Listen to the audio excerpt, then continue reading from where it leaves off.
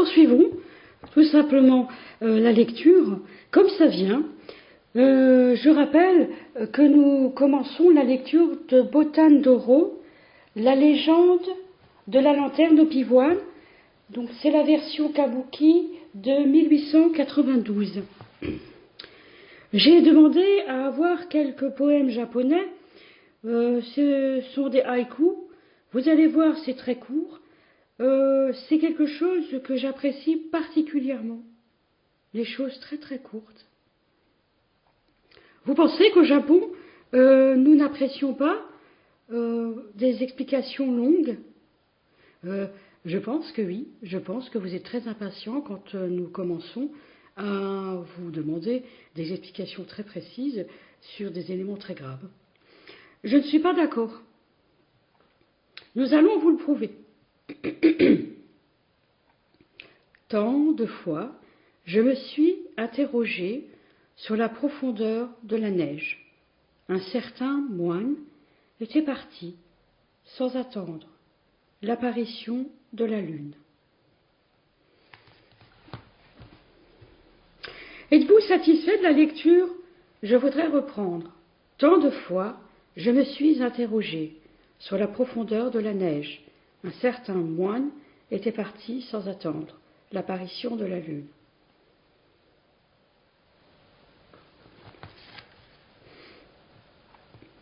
Shiki Masaoka. Font-ils partie de nos regrettés auteurs? Non, je pense pas.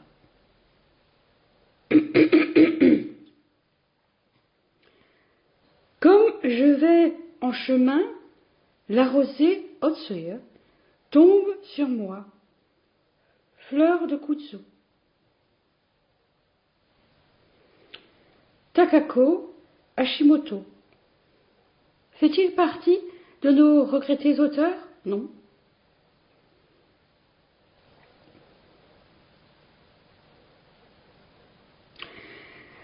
Est-ce que nous pouvons chanter un haïku? Non. Mais comme je vais en chemin, la rosée tombe sur moi, fleur de kutsu. Hein? Non, ce n'est pas ainsi que nous chantons.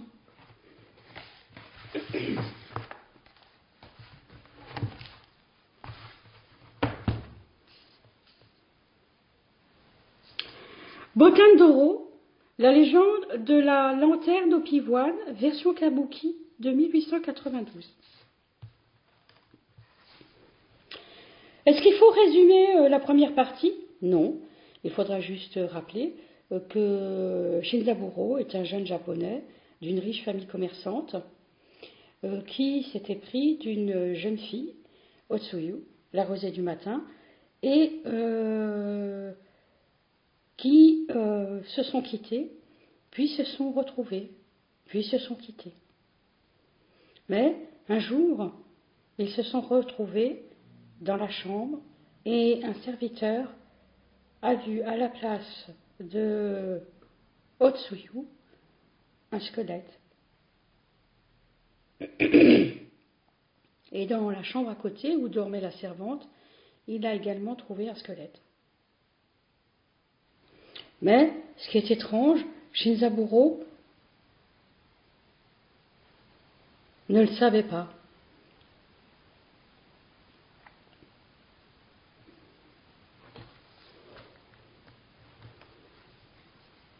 Est-ce qu'on dirait ne le voyez pas? Oui.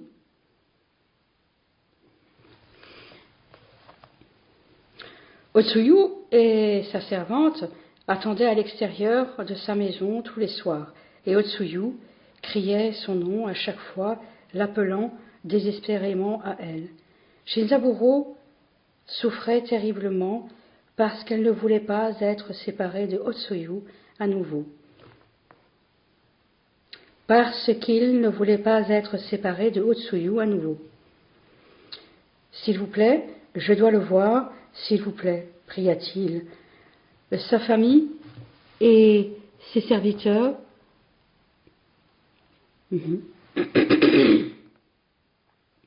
Oui, Donc nous retrouvons le problème de ponctuation. Oui, tout à fait. Bien. Il ne pouvait pas la perdre, mais en même temps, il avait peur du sort horrible que lui serait réservé si les deux femmes entraient. Il refusait de manger ou de dormir. Sa santé se détériorait.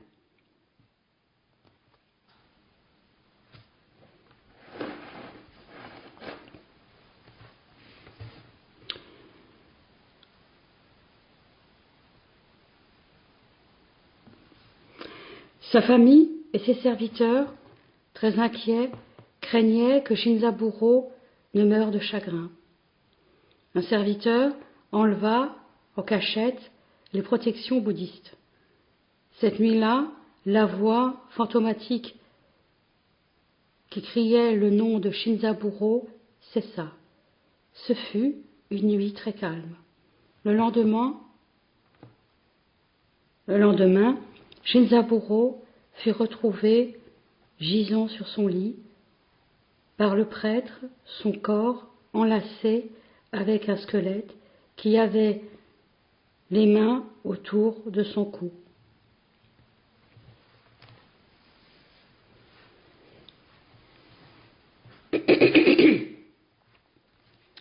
Botan-dōro, la légende de la lanterne au pivoine, version kabuki de 1892.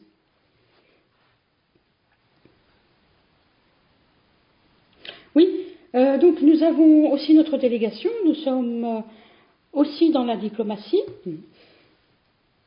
Je pense que nous n'avons pas encore lu effectivement cette légende, mais nous voulions rappeler que Botan-dōro, ce n'était pas forcément la légende que j'appréciais le plus au monde, mais j'ai beaucoup apprécié la manière dont ils avaient exprimé quelque chose de très grave.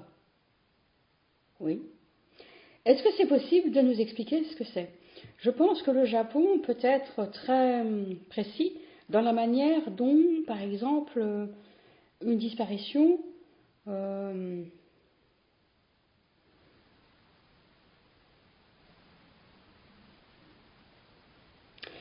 nous choque. Oui, parce que nous pensons que beaucoup de nations se sont réservées le droit de ne pas mentionner parfois la fin tragique d'un homme ou d'une femme. Non, c'est pas ce que nous avons dit. C'est pas ce que nous disons. C'est pas ce que nous disons. Au Japon, nous ne disons pas les choses de cette façon-là.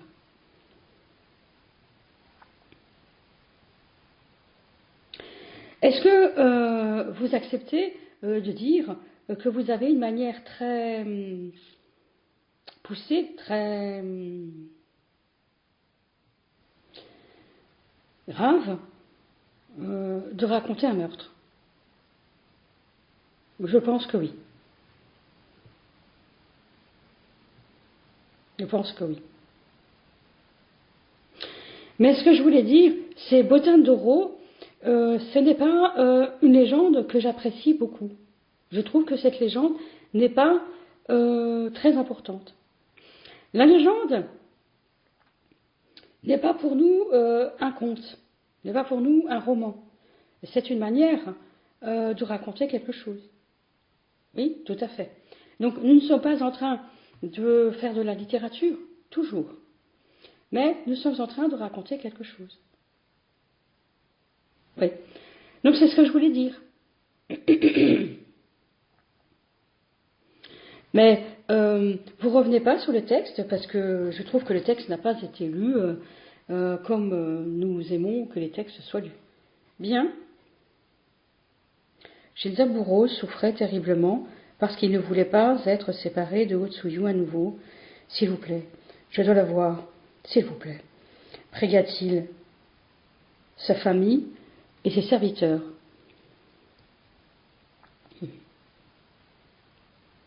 Oui, il ne pouvait pas la perdre, mais en même temps, il avait peur du sort horrible qui lui était réservé si les deux femmes entraient. Il refusait de manger ou de dormir. sa santé se détériorait. Je voulais dire que il tomba toujours gravement malade. Oui. Est-ce que c'est une manière de revenir sur ce qui s'est passé au début, sans le compromettre? Je pense pas. Je pense pas. On n'est pas aussi facile à percer. Je pense pas.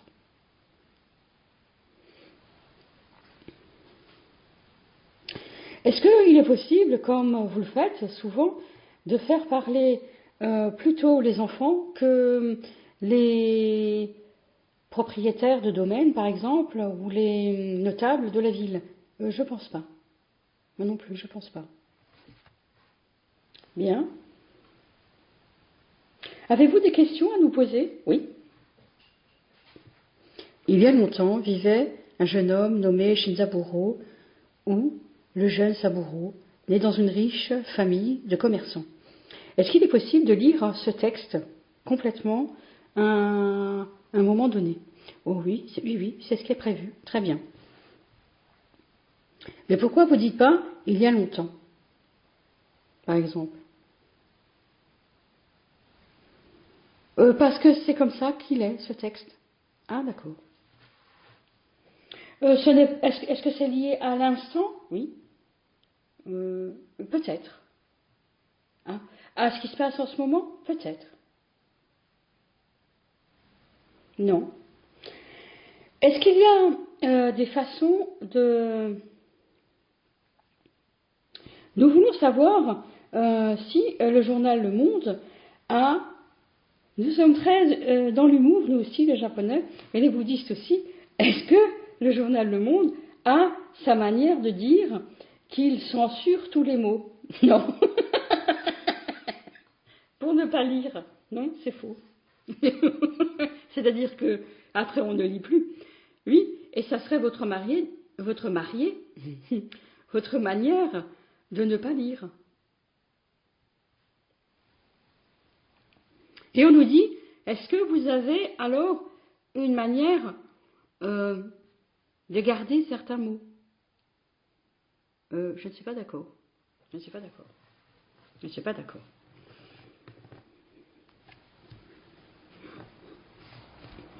Donc, nous allons reprendre la lecture.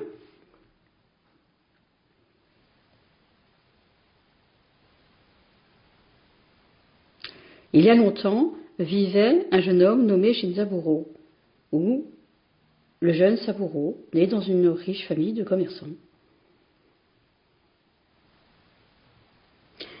Oui, je suis pas d'accord, vous ne lisez toujours pas. Hein?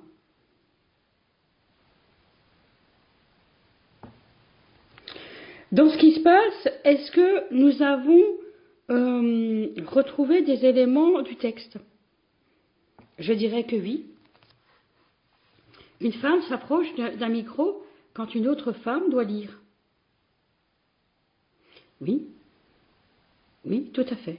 En fait, nous voulons revenir sur la manière qu'a certaines personnes de vouloir s'approprier la biographie d'une personne qui n'est pas morte. Oui. Est-ce que c'est une manière d'incarner un personnage? Alors là, pas du tout, pas du tout. Ce n'est pas un personnage, c'est une femme qui vit. Et pourquoi est-ce que vous le faites? Parce que nous n'avons pas d'argent. De ne pas le faire. Est-ce que vous avez quelque chose comme ça, par exemple, avec Ouria? Oui, c'est un peu comme ça que j'ai vécu Ouria. Je suis un gendarme, et c'est comme ça que j'ai vécu Ouria la première fois. Quand je l'ai vu, j'ai dit, c'est la même personne que j'ai vue il y a peut-être 20 ans. Pourtant, c'est Ouria, celle que des lycéennes, par exemple, ou des étudiantes auraient pu croiser. Ce n'était pas, pour moi, la même Ouria.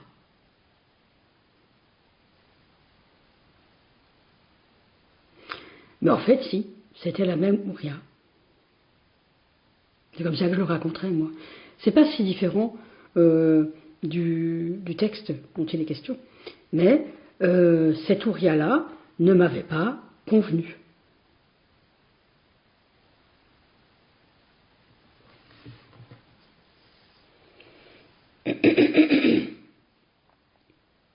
C'est-à-dire que vous vous attendiez à ce que Ouria vienne vous voir, oui, pour raconter un événement, oui. Sur à peu près 2 ans, pour expliquer ce qui s'est passé pendant 2 ans à une personne.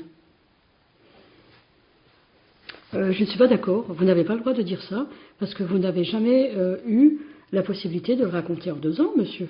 Ça s'est passé en 6 mois, oui. Mais pourtant, j'étais 2 ans avec Ouria.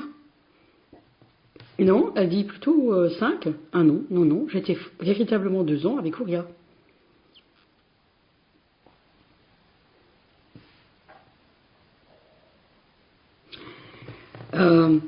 Comment allons-nous lire Bottin d'Oro, la légende de la lanterne au pivoine, version kabuki de 1892? Nous n'allons pas lire Bottin d'Oro, la version au pivoine de 1892. Mais est-ce qu'il est possible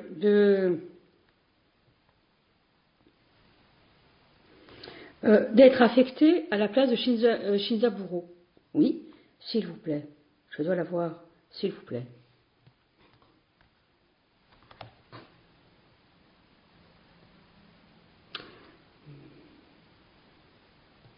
Oui, c'est tout ce qu'il est humainement possible pour lui de demander.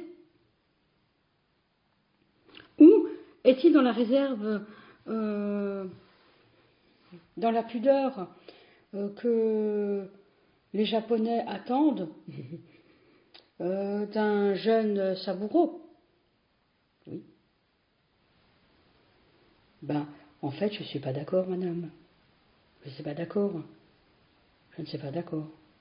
En fait, je ne suis pas en train de dire je ne suis pas d'accord. Oui, je ne suis pas d'accord de dire que vous avez réussi à nous interpeller sur beaucoup de choses.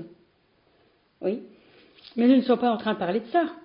Oui. Mais je veux dire, comment est-ce que je peux faire pour dire que je n'ai pas lu le texte? Je ne peux pas vous dire oui, eh bien c'est comme ça.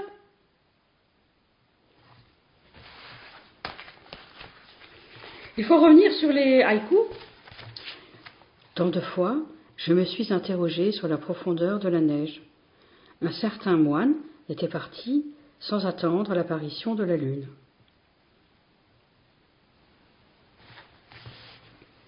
Shiki Masaoka. Comme je vais en chemin, la rosée, Otsuya, tombe sur moi. Fleur de Kutsu. Takako Hashimoto. Mais on dit la rosée, pas la rosée du matin. Oui. Oui. C'est vrai. Oui, tout à fait, je suis d'accord. Oui. C'est-à-dire que on ne peut pas répéter rosée et matin dans un haïku. Je ne sais pas.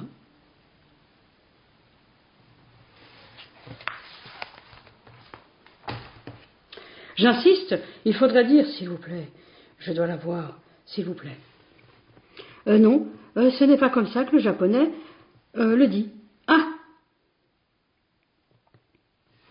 S'il vous plaît, je dois la voir, s'il vous plaît. Oui, c'est-à-dire, c'est pas ce qu'il veut. Non.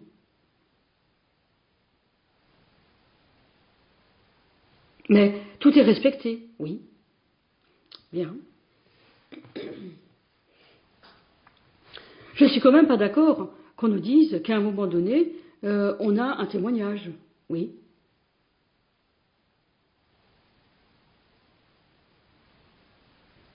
Oui, ben oui. Puisque, pourquoi est-ce que vous réutilisez ce que nous appelons la manière que vous avez de rappeler ce qui s'est passé tous les jours quand un tribunal arrivait? Et c'est ce que je voulais dire. Je voulais envoyer au tribunal de grande instance de Mulhouse Ouria Zegwani.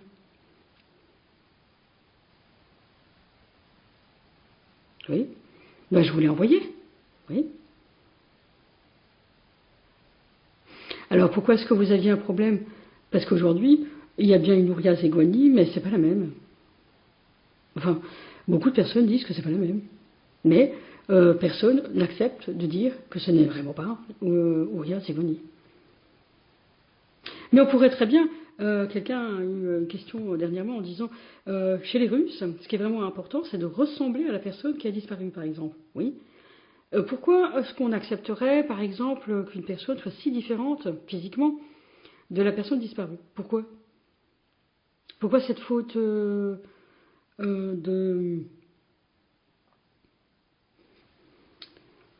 transfert, disons? Ben, parce que c'est comme ça qu'on fait, au Québec. Quand on remplace quelqu'un, la personne est vraiment très différente. Ah non, ça c'est en Angleterre. Ah non, pas vrai, c'est pas vrai. C'est pas vrai.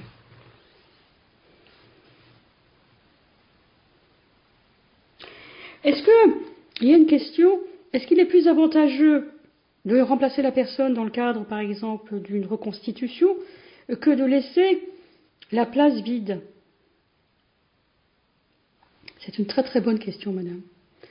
Fin de la deuxième partie.